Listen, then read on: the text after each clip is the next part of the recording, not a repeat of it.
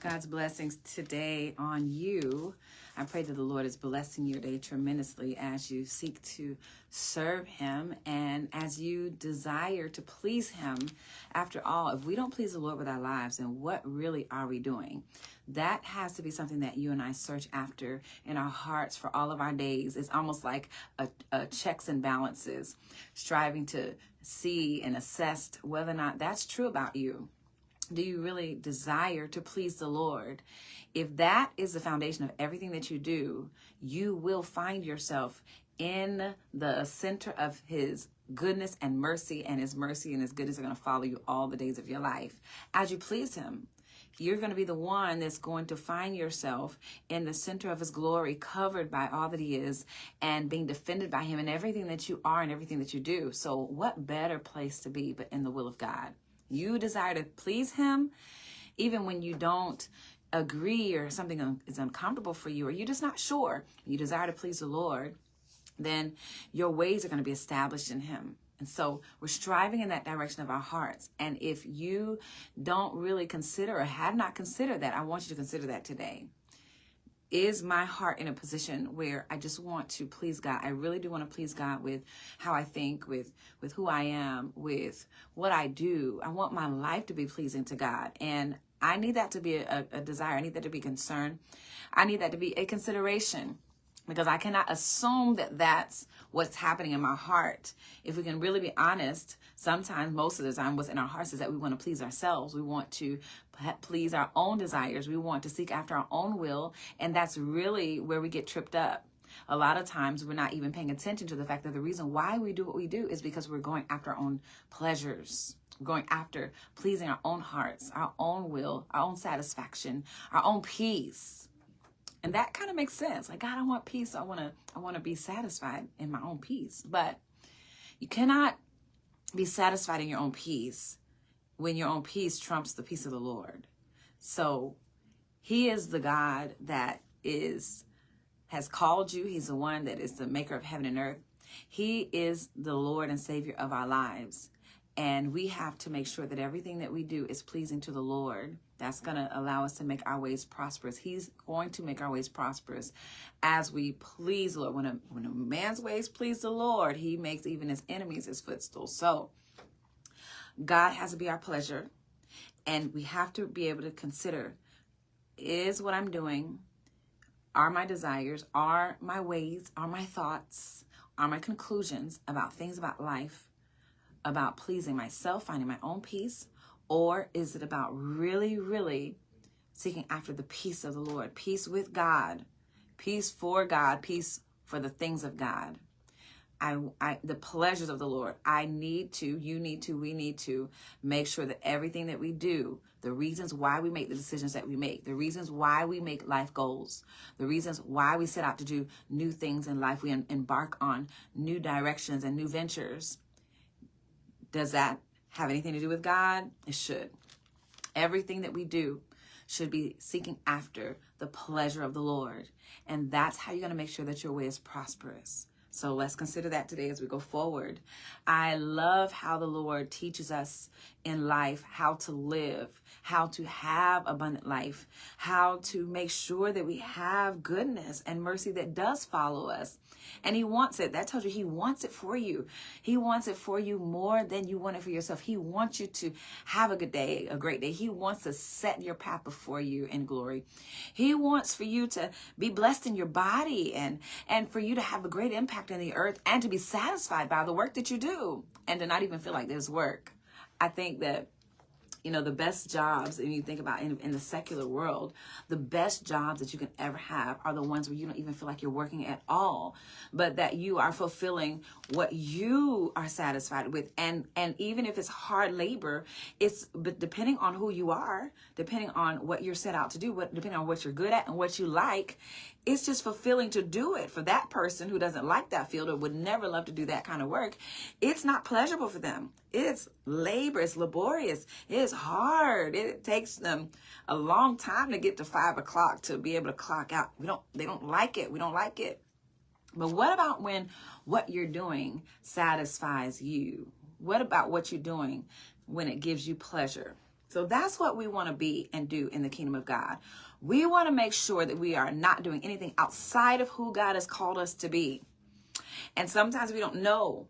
But one thing is for sure, that when you're doing what God has called you to be doing, not too much, not too little, but you're right in the middle, you're right in the center, you're encompassed by God's will for your life, then you're satisfied. There's a peace in that. There's a pleasure in that, because now that your ways are pleasing the Lord, he's raining down his pleasures on you. It doesn't just mean that you're going to get new jewels and new tokens in the kingdom, in the spirit. It doesn't mean that you just get new keys. It means pleasure. The virtue, the substance of pleasure comes in. And that's how you live. You're satisfied all the days of your life. Isn't that what we desire? We want that. We need that. And so as we're following the Lord places different kinds of structures around us and different factors around our lives. And please remember that each and every one of us have what we would consider our own construct of life. God sets your life around you as you are an individual person, and the specific things that he has surrounding you as an individual is made to curtail your person. It's made to shape who you are.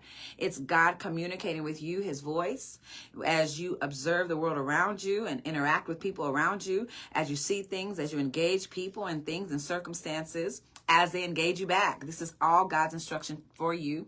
It's all God's voice to you. And it matters how you respond back. Your disposition matters. Your attitude matters. Your humility in it, your meekness, it matters. Everything that you are, your love and your faith towards God, it matters. And in that, you are still being able to assess, you should be assessing whether or not how I am, how I'm responding to the world around me. Jesus is life. This is my life. So as I'm responding to life, I need to be considerate as to whether or not I'm pleasing the Lord in my responses, in my interactions, in my engagements. I need to please the Lord. You need to please the Lord. That has to be your consideration. That has to be your focus. Because if you're not intentional, you will think that you are pleasing God, all the while the decisions you're making, what you're going after, how you respond to this situation or that person is going to be based on what pleases you, what you believe is right, what you want, what you think is going to bring you peace. So we got to change. And what I would consider in that is we need to reprioritize God first. We come after God. Of course, others first, after the Lord, but we have to make sure that we are not prioritizing ourselves over the Lord. And that also means our attitudes and our thinking patterns, what I think about something, what I say in my mind about someone, how I'm engaging my world around me. It matters. And I need to make sure that not just on the outside, but on the inside, I am seeking for the Lord's pleasures. I want to be pleasing to the Lord. I want to be pleasing to the Lord in everything that I do. And so that's an active work. So that's an area where the Lord is working on our hearts. And another area that God is working on our hearts is learning to be a good leader in life. Many people do not want to lead. Many people do not see themselves as leaders. But we have to remember that as we are called, we are the called out ones. We are the ones who have been chosen by the Lord in order to serve him. That puts us at the feet of Jesus. And being at the feet of the Lord for one aspect, we're seated with Jesus in heavenly places. But being at the feet of Jesus is the highest place. That puts you in a leadership role. I know that might make your ears cringe, some of you, but that makes you one of the most important people in the earth. That also puts you in position to have access to God in ways that no one else does. The rest of the world does not. That puts you in position of influence and power. That puts you in position to have favor with God. That's a big deal. That's a really big deal. So not only do people have to be careful with you, touch not mine anointed, but you have to be careful with you. You have to be careful with your life. You have to be considerate of how you're living and what the Lord thinks about it. So as we're doing that, so you're a leader. It doesn't matter what you think about you. The fact that the Lord thought about you and he called you to serve him and he gave you desire to serve him and to be in his glory and to be a follower of Jesus Christ, that makes you a leader in this life. So that has to be in your mind. That has to be in your mind. If you don't know what else you are supposed to be doing, If you don't have any clue as to how the Lord sees you or how others see you in life, you need to remember you are a leader in this world. So as a young person, we're supposed to learn how to be leaders. And one of the best ways to be a good leader is to be a really good follower. That develops a certain strength in you. That develops humility in you. That develops selflessness in you. It develops a malleable heart, a softened heart. There is a certain way that you're going to see the world around you. You have a heart of submission. That's one that many of us have to have conditioned and reconditioned over and over again throughout the course of our lives. As a young person, you're supposed to learn to submit to your authorities. You're supposed to learn to obey those that are set over you. You're supposed to learn to have a submitted heart. And that's supposed to be, out of the innocency of a child, how your heart works. I remember when I was little, two things really stand out to me. I don't remember a lot of my childhood. I wish that I did. Some people have a really good memory, even as far back as in the womb, and that's miraculous, or when they're babies. But for me, I don't have, my mind didn't work that way.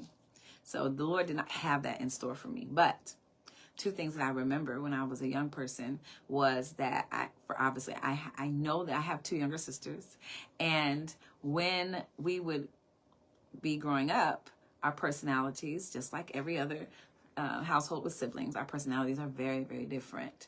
And so while I'm not going to necessarily distinguish between the three of us, I will say that I was among the three of us that were very sensitive in certain respects. So, for example, when my sisters would be getting in trouble, well, I'm the oldest, so I had my own room. My room was next to their room, and I never had to share a room with either of them. They always shared a room, so I had a room next door to theirs. So as I'm living in my room, there's times when I would hear them getting in trouble. I had not done anything. I had not gotten into trouble. But hearing them getting into trouble and hearing them having the consequences for their actions would immediately provoke fear in me and sadness and whatever else. And now I'm crying. And then my mother comes to the room. I remember she would come to my room. Why are you crying? Why are you crying? And I would just express to her, I'm scared. I don't want to get in trouble. She's like, what are you talking about? What did you do? Nothing. I just don't want to get in trouble. So I remember that. I remember not ever wanting to displease my mother and my father. I remember never wanting to have them be burdened by anything that we were doing. I remember wanting to make sure that we were out of their way and that if they needed help, I would be available. I remember that. And I also remember when there was a time when I was getting older. I don't know, somewhere between 10, 11, 12. Somewhere around that time, where my mom was getting on us, the three of us, about whatever. I don't even know what it was, but I remember because they used to hang these belts at the top of our stairwell. They used to hang the belt like, you see this belt, I'm about to get you if you act out of line. And I remember she threatened us, and I was upset. I don't know what it was about. I went upstairs. And I was at the top of the railing, just kind of leaning over, hearing her finishing up, fussing with the other two as maybe they're trailing upstairs after me. And I remember saying how I negatively felt about my mother in that moment.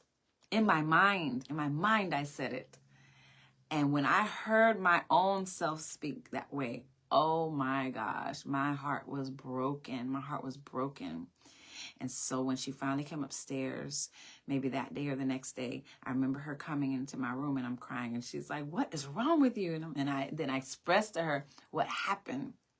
She said, and you know, what I said in my mind. And she was like, okay. I said, I'm sorry. She's like, okay.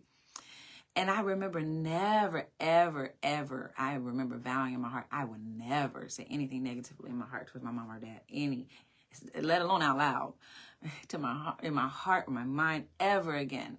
Because all I wanted to do was please my parents. I just wanted to please my parents. I just want to make them happy. So even if they're upset with me, I still had to learn to guard my heart, to watch my heart, to watch my thoughts. Like, what's happening?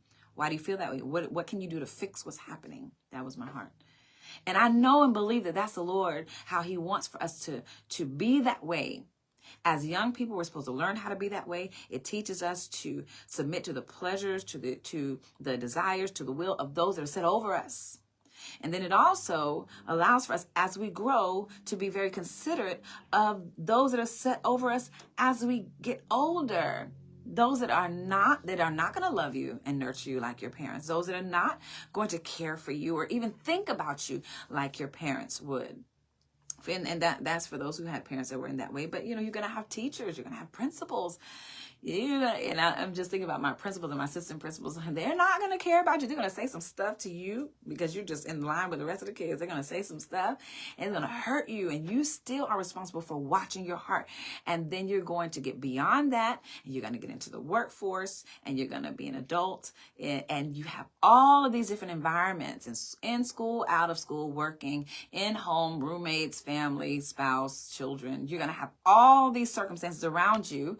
You have authorities of the police, and you have the fire department, and you have all these government. You have all of these different measures of authority. And the Lord is still, even as adults, striving to teach his people to submit, a heart of submission to the authorities around them. Yes, we can bless you for obeying. Yes, we can bless you for being what you're supposed to be. Yes, we can be pleased with his people. But a part of God being pleased with its people is rewarding them with going higher in their authority in the earth spiritually. Well, how, if you don't do well with that which is the small things in the earth, then how can he entrust you with the true riches? Said this right here, these natural things, that's just pennies. That's nothing. These natural things, natural relationships cannot compare to everything that he has for you and how you're going to be governing even angels. How can he entrust you to be a just leader? How can he entrust you to be someone who is able to have good foresight and insight, have compassion and humility? How can he entrust you and I to have the right heart concerning those that we are to lead into his glory if we cannot know how to submit to those who are around us with the right heart even now? Consider how hard that was for you as a young person. Consider how maybe easy that was for you as a youth. And yet God is still wanting us to watch our hearts. He wants us to know who we are. That's the first thing. You are a son of God, and you were called to lead. In order to properly lead, you have to be a good follower, or else people will not trust you to lead properly. They won't. And even those that will, they will find themselves in trouble because the heart of a leader who is not a good follower is going to have breaches in it. Not going to have the compassion, not going to be able to meet with the heart of the person. They're going to be more after their own pleasures, their own desires, rather than the whole. Why? Because they're already used to being that way as a follower. So we're not planning to be that way. But it happens if we don't follow the way that the Lord has instructed us to and how he is wanting us to as his people in the earth. He wants to show us good things. I have a quick testimony that's funny. I don't know if I've ever shared this with you all or if we've ever talked about this openly for those who are with us locally, but it is something that I have talked to my husband about because it really, really, it encouraged me and it made me consider what all the Lord has for us down the line. So when we were at our local assembly in Covington, Georgia, we were downtown in worship one evening, and in this time frame, we got a message that there was a fire in the building next door. So everything was so sudden, and everyone began to be in an uproar. What do we do? What do we do? What's the next move? What's going to happen? Do we stay here? It's in the next building. Is it going to affect us? We don't really know. We have to wait for instruction. And again, it was a big uproar. As we are experiencing this in a moment, I don't know, for those who were there, the fire department, I don't know if it was also police at all, but the fire department, these authorities in the city of Covington, they rushed into our gathering. And they began to give instruction. They began to shout out orders. At that point in time, I was the only one there. I think a lot of the brothers and leadership had gone out of the building to assess the area around and to see what we needed to do next. And then I was there waiting for instruction in order to give everyone else instruction. And so as the fire department comes in and they're giving instruction, they are shouting, they're saying, whatever they're saying, do this, do that, do this, do that, basically get out. But again, we did not know what to do. We didn't know what to do. And the response of the people, and again, I don't know if you remember this, when they said leave, the response of everyone was just to freeze. Okay, these are our natural authorities. Yes. But we understand that we are in the midst of a spiritual atmosphere, a spiritual event. What do we do right now? And everyone turned their head and their eyes towards me. And I grabbed the microphone and I said, everyone right now, let's grab the children and let's go. At that point, everyone began to move. That was very impressive to me. Because not only did it show the quality of good followers, but it also showed a good distinction in how the Lord would have for us to grow as we learn how to have the right hearts in the world and life around us where we are. Again, okay, you have these authorities coming in saying, get out, everyone, get your stuff and leave. Everyone in a frozen state looking like, I know you are who you are. But we have a higher authority. The Lord is here. The Lord is the one that we have to look to. And so in that moment, I knew that I had a responsibility to give instruction. Okay, this is what we have to do. And then we did move from there. So to me, that was beautiful. That was very beautiful. But I want for all of us to learn how to really allow our hearts to be further molded into what we're called to be every day, and paying attention to where the Lord is calling you to that, how the Lord is positioning you to have further shaping in that area is very, very important. Very important. You have natural leaders and you have spiritual leaders. Very, very important. And not just leaders, but those that you may not even know that wherever you are is the authority in the room. When you go to pay for gas inside, there's an authority in the room. When you go to the library, there's an authority in the room. If you're at school, in the hallway, there's an authority in the room. When you're on break, in the break room, and if there's other people that are whether they're your bosses or not, they're management in another place, and they're coming in, there's an authority in the room. We have to be able to understand how the Lord wants to further shape us. And he's teaching us. Last week, we talked about perspective. We have our perspective and we have God's perspective. I know what I may want or think in a moment. My thoughts, my desires, my pleasures all need to be submitted to the thoughts, desires, and pleasures, perspectives of the Lord. So as we talked last week, I have to be more considerate of the Lord's perspective around me. What does he think about what I'm saying back to this person? What does he think about what the expectations are in the room for me? What does the Lord think about what's going on in my heart right now? What does the Lord think about my word choice or my disposition? What is his perspective about what's going on over there?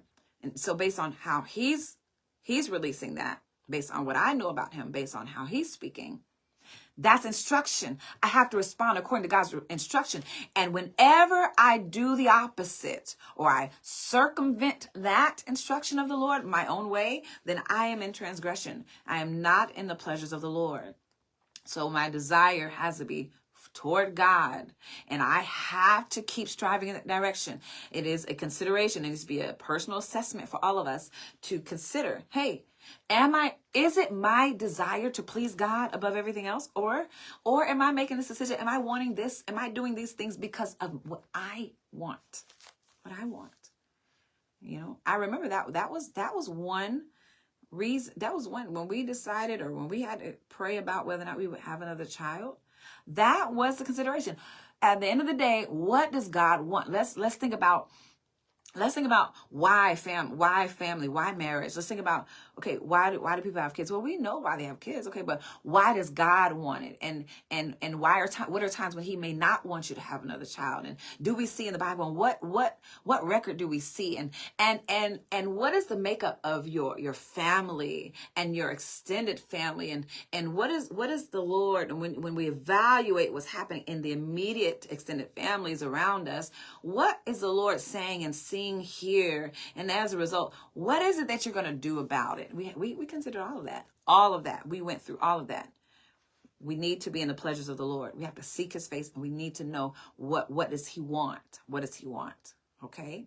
Well, God, I want to tell you, I like my hair straight. I do.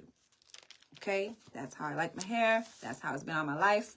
And if I say life, I probably want to say about 35 years. All right. At the point at which I transitioned into natural, it was, I don't know, maybe I would say about 32 years straight hair. Great for me. I like it that way, Jesus. But I had to consider what's happening. What is the Lord saying? When I observe this, what does this mean? Why would he allow this to occur? What is the instruction of the Lord for me in this season, in this hour? Regardless of what I want, regardless of what I'm thinking, regardless of what my pleasures are, God, I'm putting my pleasures on the table. But I also need to consider, God, what are you saying? Okay, well, if I'm not sure, sister, can I talk to you about something? What is happening with you? What do you think the Lord is saying about you, about us?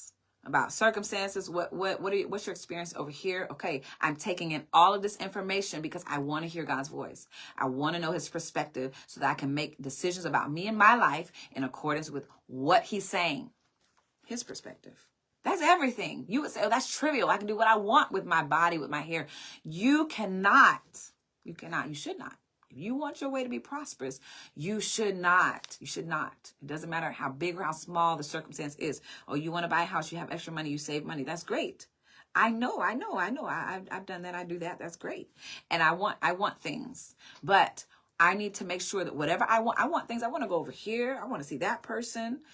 And I need to know that whatever I do, that I'm going to be in the will of God. I need to. The Lord has been showing me over and over, even not just with my own testimonies.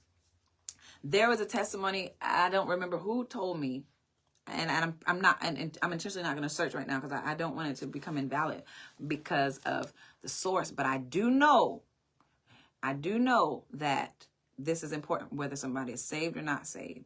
And so, okay, I remember it now, but the person I don't believe is saved anymore. But when they were seeking the Lord, they were seeking the Lord, and this was an adult woman seeking the Lord, and their mother also was seeking the Lord with them. And though I don't remember the exact person, I remember the scenario. Their mother was seeking the Lord with them. And as they were praying, the adult daughter, wanted to go somewhere, wanted to travel and maybe even move out of state. They asked the Lord. The Lord told her specifically, no. The Lord did not give her the specific reasonings, but it's very clear, no. And the mother also was seeking the Lord and said, no, I heard from the Lord. He said, this is not his will. Her personal desires, her heart pulling on her, and another individual pulling on her to do what she was told by the Lord not to do, got her in position to get on this whether airplane or drive or whatever, to move and relocate. And on that trip, she got into a bad accident and lost at least 2 of her limbs as a result of it. Oh, whoa. Okay, God, you are serious. You're serious about your people. Yes, I am. Yes, I am. I'm raising up a people who are after my heart. I'm raising up a people that are going to need to lead nations of all sorts, people with different personalities, different people with different desires, different backgrounds, different religious backgrounds, different perspectives of life, having taken in so much of the world. I need my people to be sober and grounded.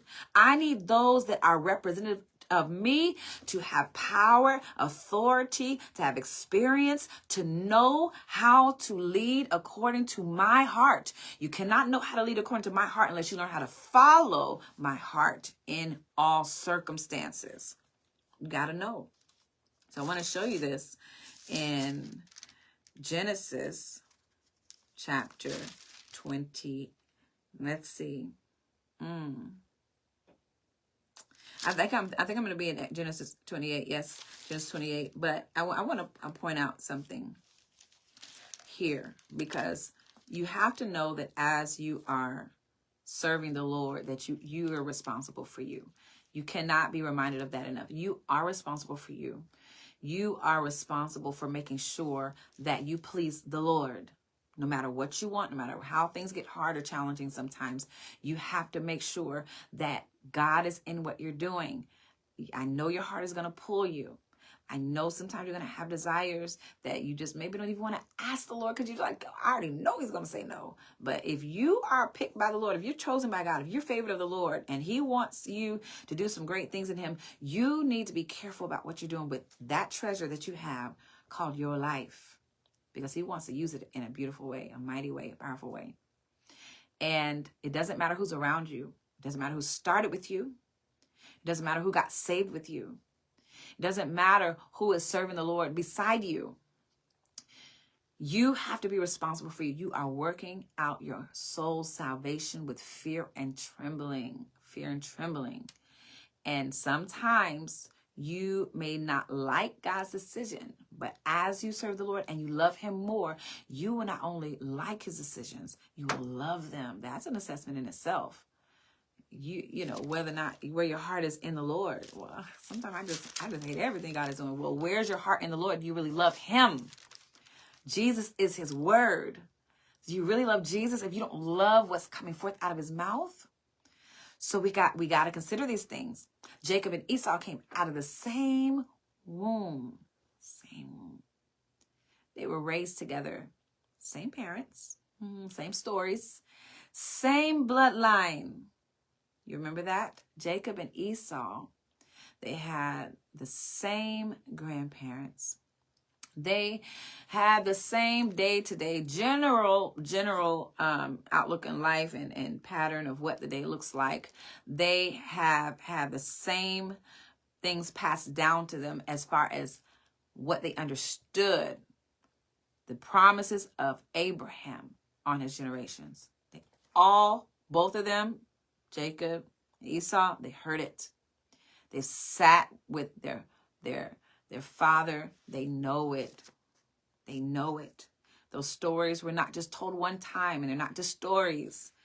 The information was not just expressed and taught one time. They did not have TV. They did not have radio, CDs, DVDs. They didn't have cell phones. What were they doing? When they go out hunting, what are they doing? When they're cooking together, what are they doing? When they're in the tent, what are they doing? What are they talking about? Yeah, you're going to talk about the day. You're going to talk about maybe a little ache you have on the side, you know, or a little bruise. Yeah, you got a thorn in your finger. You're going to talk about stuff like that. But you're going to, when you sit down and you retire for the night, you set the fire and everybody's together, you're going to talk. And you know how older people are when they talk. Some people, some young people act like older people. They say the same story over and over, and you have to bite your tongue not to say, you told me already.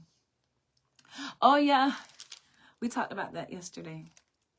Oh, you already said that. You know, you have to really, and again, it doesn't have to be an old person. It doesn't have to be someone that's elderly, but you have to know these accounts were retold. You got to know that. So Jacob and Esau had the same responsibility to take in what they heard and assess the voice of God for their lives. They did. They're responsible. So just like you and I, we have access to God. We have access to the things of God. We have people around us that started with us, and we have access to the goodness of God. We have access to God's perspective. You read the Bible, so continue to read and continue to search out his heart. God, what are you saying? Why did you do this? Why did you make this decision? What are you showing me in this? What is your voice? What is it that you are striving to say to me? Okay. Here we have, let's see. I'm just going to read the end of this in Genesis 26. This is in the middle of when Abraham is dealing with, Isaac is dealing with wells with Abimelech. But right at the end of this chapter, it says, it just threw this in there, and I thought it was very important. Like anytime you see in scripture that there's kind of like a sidebar, like in Chronicles, where you just think of a bunch of names and then Jabez just comes, the story of Jabez quickly just interjects there. There's something the Lord is speaking. Why did he interrupt this program for this very important message?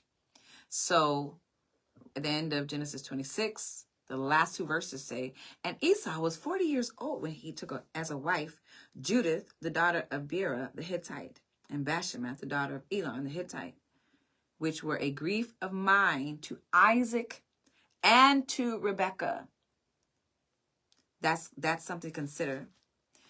Esau is a subordinate in his circumstance, and his parents here, they obviously have desires. They're not personal desires. For the Bible to record that his wives and the fact that he chose those wives was a grief of mind. It was burdensome to his parents. And the Lord stating that's showing us the importance of making sure that you are not a grief of mind, a burden to those who are responsible for you, to those who are over you. That's also showing, well, he must have known what their expectations were or had access to know and did not choose to submit to it. So what that did was maintain his heart in the position and condition of stubbornness, rebellion, disobedience, because this was not the end of it. And I go over to chapter 28. This is after Isaac blessed Jacob instead of Esau. Esau finds out he's angry. And so in the latter half, or maybe middle portion of Genesis 28, let's start at the top, okay? Because Rebekah goes and she asks Isaac, please, can we send Jacob away? Rebekah knows what happens. Send him away. So in verse 5, and Isaac sent away Jacob, and he went to Padanaram to Laban, son of Bethuel, the Syrian, the brother of Rebekah, Jacob and Esau's mother. When Esau saw that Isaac had blessed Jacob and sent him away to Padanaram to take a wife from there, instead of where they are, and that he blessed him, he gave him a charge saying, you shall not take a wife of the daughters of Canaan. Esau heard this.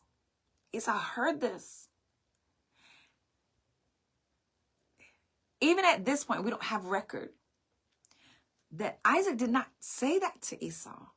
But Esau, because he heard what was being said to his brother Jacob, had responsibility to take that as his instruction. Why did God position him to hear it? Have you ever considered that? When you're hearing things, when you overhear, when you just happen to be in position, when the Lord positions you to take in something, or to just to hear something that you otherwise would not have been in position to hear, consider, why did God let me hear that? What is it that I'm supposed to take from it? Or what is it that I'm supposed to do about it? Am I supposed to do anything about it? Or what is it that the Lord wants me to teach me? Maybe not about what I heard, but what about this situation that I need to learn from? Because God is always talking in your circumstance. And here, what we learn from this is that people around us, especially authorities, are always giving instruction, whether it be to you or to someone else. But just because you didn't get it directly to you does not mean that you should not consider whether or not that same instruction is for you, at least to some degree. That is a heart of a good follower. A good follower has a heart that is submitted so well that they're willing to humble themselves and consider that some instruction that was given indirectly could be for them. As we know, the Lord, when he speaks, does not give suggestions, though it may sound like suggestions at times. You need to understand that the Lord does not show up in vain. He does not open his mouth in vain. So if it seems like a suggestion, we need to get on top of it. What is it that you desire, God? If you're taking the time to say it, to suggest it, what's coming forth out of your heart? It's not a suggestion. I need to find God's pleasures. Because he's raising me up to be someone who can lead others, who can lead angels, that can direct with his heart. I don't want to be a castaway. I don't want to be like Lucifer. Because Lucifer, he was in charge of much. He had much power, much authority, beautiful. And yet he had his own desires that he carried out. He carried out those desires. And then he became a castaway. So there's only two things, light and darkness. That's it. That's only two things, light and darkness. You have to consider the fact that your heart being deceitful above all things, if you are not intentional about what you're doing from day to day and throughout your day, your heart is being governed and shaped in one direction or the other. You may not be able to determine what's down the line. You're not going to know what's over there coming. But you need to understand that how you treat each matter, each circumstance, each moment in position of light or darkness, what direction are you going in your heart? Am I striving to submit? Am I striving to follow? Even if it's hard, even if I don't like it, what's my facial expression doing? What are my heart flips experiencing? What is my mind doing right now? How are my thoughts governing me? What's rising up in my emotions? I need to know, is this light or darkness? And based on what's happening, which direction am I going in? And how is my heart being cultivated? When Esau hears this, Isaac, you can imagine, because I didn't read the part at the beginning of this chapter where he hears his father further bless Jacob. Now that's provocative. Maybe you shouldn't have been in a position to hear that. That could have taught you something. You shouldn't mind your own business. You see, you already are really hurt that Jacob tricked your father and got your blessing and your birthright. You are hurt. You're mad unto murder. You're angry. How do you know you're angry? It's stirring up, and you're talking about it with others. You are becoming bitter, and that's stirring up some really bad things on the inside of you. So Esau knew that, and Esau, instead of minding his business and going about seeking the Lord's heart further, he positioned himself to be able to hear what his father was doing, and he heard further that his dad blessed Jacob to go away and on his way out. They did not live in the same tent. They didn't even do the same work every day. So why was Esau just happening to be in the vicinity? Was there a going away party? No. Esau found himself in the wrong place at the wrong time. Was it because he got shot? No. He got hurt? No. He got into an accident? No. His heart was further cultivated in a bad way because he was not in the right position. You're in the wrong place at the wrong time. Nobody told you to be over there, Esau. You should have minded your business. Now you heard that, and now on top of that, you're finding yourself in position, fine. Your heart is already getting angry. And now you hear your father tell Jacob, do not take one of the wives, don't take a wife of the daughters of Canaan. In verse 7, and that Jacob obeyed his father and his mother and was gone to Padanaram. And Esau, seeing that the daughters of Canaan pleased not Isaac his father, then went Esau to Ishmael and took to the wives which he had Mahalath, the daughter of Ishmael, Abraham's son, the sister of Nebajoth, to be his wife. So here is Esau. Esau is hearing this instruction, and he's making decisions. This is going on further to talk about Jacob. But what's going on in his heart? Okay, in one sense, he makes decisions that are against his father and mother. In another sense, now he's considering, but he should have considered the whole time. This is what you and I have to learn how to do. Now, I'm not saying he did the best job with going and getting these a wife from Ishmael. But what I am saying is that the Lord wants for us to know how to choose our directions, our directives, our decisions based on what's going on in his heart. You and I are being raised to be strong, to be wise. We're being raised in the Lord to be integrous. We're being raised in the Lord to be circumspect. We're being raised in the Lord to be just, to be merciful, to be loving. We're being raised in the Lord in order to govern and reign. Be careful about what's going on in your heart as he is developing you into that position of leadership. You're already a leader. You're already a leader. But he's positioning you to go higher in ranking. He's positioning you to grow in where you are. He's positioning you to be better. He's positioning you to have more vigilance and sobriety, more gravity in who you are as a son of God. And each decision that you make going forward matters to what's happening in your heart. Jacob and Esau were brothers.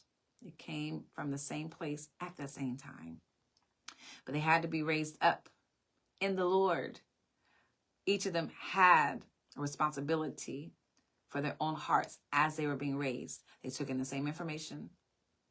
They're seeing the same things, hearing the same things. Now, we do know that people hear different things. You might hear this one instruction. Y'all both took it in differently. At the same time, you are responsible for your heart. You are responsible for your thoughts. They could come together, talk about what you hear, what you understand. They could do that. They could do that. They lived together. They're brothers. You know, they played together. They might have wrestled together. They learned things together. Together. That's the importance. Two are better than one. Are you utilizing that precept? Yeah. We have so much to learn as sons of God. We have so much to learn. And a lot of it is going to go against your own soul. A lot of it is going to go against your own desires. It's going to be an offense to your soul. It's going to break through some hardness, some stubbornness, some self-preservation. We need it to break through. And in order for you to become the person that God has called you to be in a position to lead, you have to know where you're being called to follow appropriately with the right heart. That's going to make the world of a difference. That was the difference between Jacob and Esau. God says, even in the New Testament, Jacob have I loved, Esau who I've hated. We don't like to hear that. We don't like to hear that. We don't like to think that that's true. That's how God does things. But we don't get to decide whether or not we like something. What is God saying? I take pleasure in those who take pleasure in me. Well, what instruction did Jacob get from God? He got instruction from the lives indirectly, the movements indirectly of his parents and his other authorities, and directly from his authorities. And his heart was governed by that, meaning their pleasures.